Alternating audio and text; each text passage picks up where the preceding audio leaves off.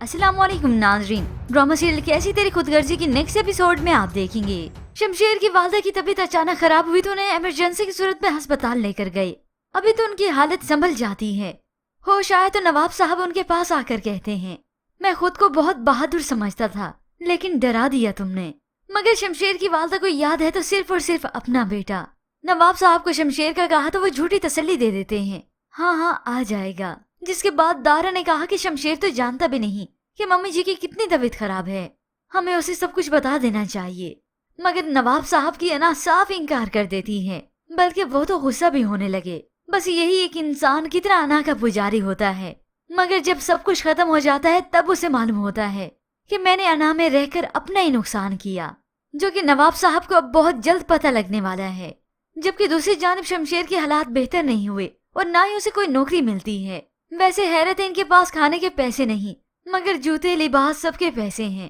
खैर अब महक ने भी फैसला कर लिया कि वो जॉब करेगी, क्योंकि अंदर ही अंदर से उसे शमशेर का एहसास होने लगा है।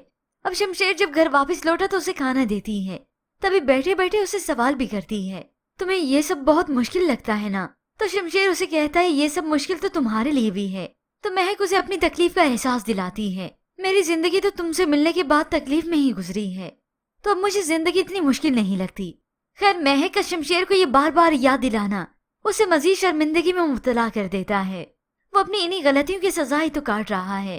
काश के इंसान को गलती करने से पहले अंदाजा हो जाए कि गलतियों की कितनी बड़ी कीमत चुकानी पड़ती है। अब यूं ही काफी वक्त बीतने लगा। शमशेर की यही शर्मिंदगी और यही कुर्बानियां महक के दिल में आखिरकार शमशेर के लिए जगह बनाने लगी कि इस शख्स ने मोहब्बत के लिए हार नहीं मानी, हालांकि इसके लिए ये जिंदगी बिताना कितना मुश्किल है। जबकि वहाँ महक की बहन निदा की शादी की तैयारियां जोरों शोर पे हैं, मगर फिर भी उसका दिल एहसन के लिए राजी नहीं होता। और यहाँ महक और शमशेर आखिर अगली सुबह फिर से जॉब की तलाश में निकल गए। महक की तो जैसे कैसे करके जॉब हो ही जाएगी, मगर शमशेर के लिए मुश्किलात खत्म नहीं हुई। शमशेर मॉल की तरफ ड्रॉप करके जाने लगा तो महक पीछे मुड़कर उसे आवाज देती है, शमशेर गुड लक। ये सुनकर तो शमशेर का चेहरा खिल उठता है। उसका शुक्रिया अदा भी किया, क्योंकि महक जानती है कि शमशेर के लिए मुश्किलात खत्म नहीं हुई और अब वो हकीकी मायनों में शर्मिंदा भी है।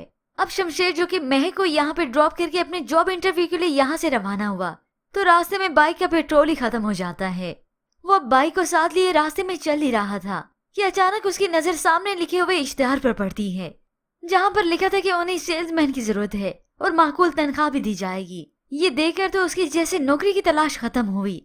मगर दूसरी जानिब शमशेर की वालदा की तबीयत फिर से बिगड़ने लगी है। उनकी तबीयत तो बेहतर होने का नाम नहीं ले रही और यूं ही आखिरकार अपने बेटे शमशेर को याद करते करते दम तोड़ गईं। हालांकि इसी दौरान दारा ने फिर से कहा कि शमशेर को बुला लेते हैं, मगर नवाब साहब की अना तो जूं की तू है, शमशेर से हमारा कोई ताल्लुक नहीं।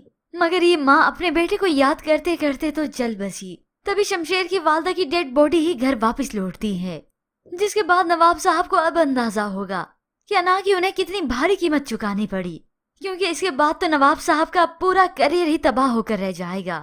पर व्यूअर्स, आपके ख्याल में कि शमशेर को अपनी वालदा के इंतकाल का मालूम होगा या वो अपनी वालदा का आखिरी दीदार करने आएगा? इसके मुतालिक हमें अपनी कीमती राय का इज़हार जरूर कीजिएगा। मजीद ड्रामा प्रोमो के लिए आप देखते रहिए उर्दू टीवी।